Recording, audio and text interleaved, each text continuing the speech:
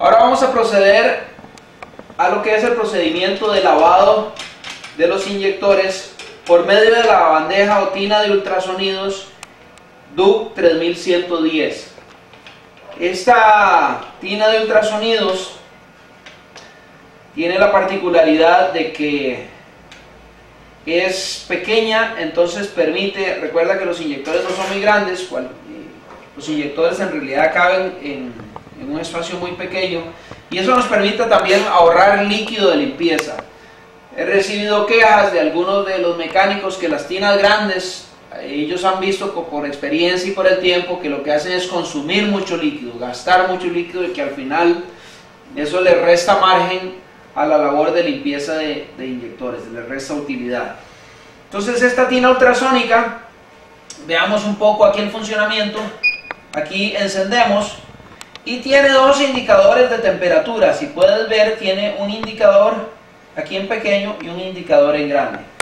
El indicador pequeño nos dice la temperatura ambiente y el indicador grande nos dice la temperatura a la que yo quiero posicionar o a la que yo quiero lavar o limpiar mis inyectores. Por ejemplo, ahí ya le empieza a calentar. Fíjate en esta luz roja, eso indica que está haciendo calentamiento. Y si yo tocara esta parte de aquí de atrás, que es donde está el calentador, ya empiezo a sentir, aquí atrás está el calentador, yo empiezo a sentir ya el calor ahí. Voy a disminuirlo para que no se nos caliente. De hecho, bueno, cuando empieza a calentar, entonces aquí vas a ver donde empieza a subir la temperatura, porque lo que está sensando es la temperatura del líquido de calentamiento. Entonces aquí tú pones la temperatura deseada y aquí vas monitoreando cuánta temperatura tiene la tina en realidad. Es muy importante que no pongas nunca la máquina, nunca hagas esto que voy a hacer ahorita. Nunca pongas la máquina a trabajar sin líquido. Eso no se debe hacer. No se debe poner la máquina a trabajar sin líquido.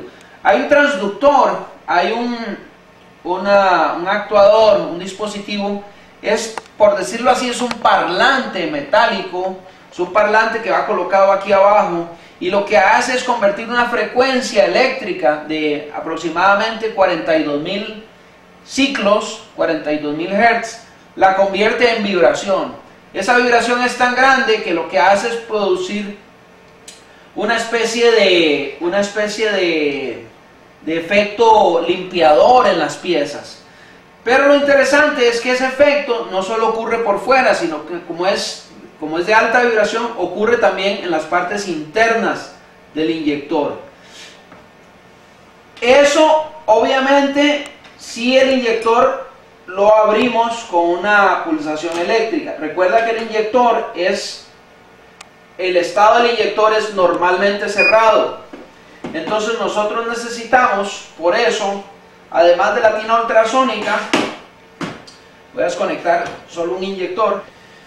Entonces vamos a sacar este inyector, y lo importante es que el inyector esté activado eléctricamente. ¿Por qué? Porque el inyector es normalmente cerrado. La punta del inyector va contra un sentadero, contra una concavidad que por medio del resorte siempre está cerrado.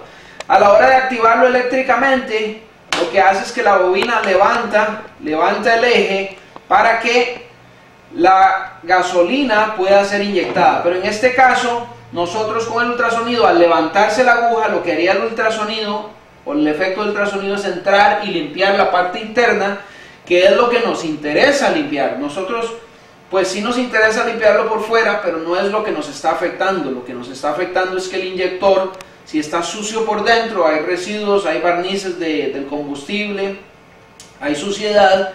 Entonces, lo que a nosotros nos interesa es poder limpiar la parte de adentro, que es la que afecta el funcionamiento. Eso solo se logra con dos cosas: pulsando el inyector para que abra, pulsándolo eléctricamente, y con un sistema de ultrasonidos para poder sacar toda la corrosión. Como les decía, el sistema de ultrasonido lo que hace es rascar las superficies de una forma muy fina para que toda la suciedad vaya saliendo.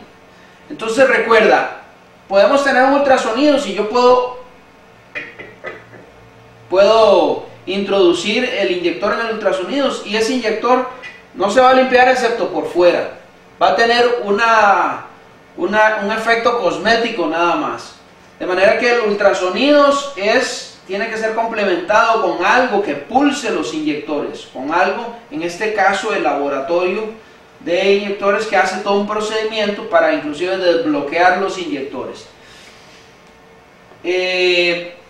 Aquí, volviendo a esto, aquí tú activas el tiempo en minutos, en este caso 5 minutos, 10 minutos, y aquí te da los segundos.